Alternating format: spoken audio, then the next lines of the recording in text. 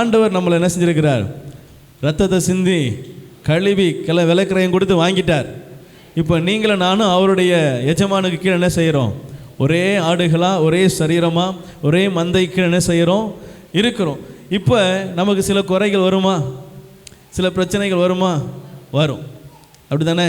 ஆனாலும் என் ஆத்துமா கர்த்தருக்குள்ள என்ன செய்யணும்? உறுதியாக இருக்கணும்.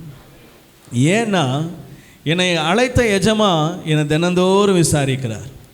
என்னை மீட்டு கொண்ட என்னுடைய தெய்வம் என்னை தினந்தோறும் விசாரிக்கிறவராக இருக்கிறார்.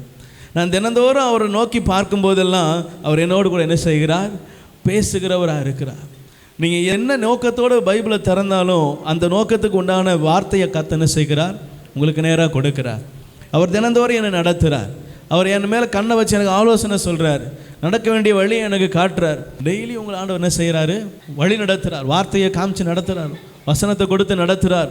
வார்த்தையினால் நடத்துகிறார். எல்லா இடங்களிலும் உங்களை பாதுகாப்பதற்குண்டான ஆலோசனைகளை கொடுக்கிறார்.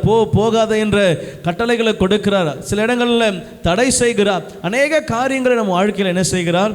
அவர் நன்மைக்கு எதுவாக செய்து கொண்டு இருக்கிறார்.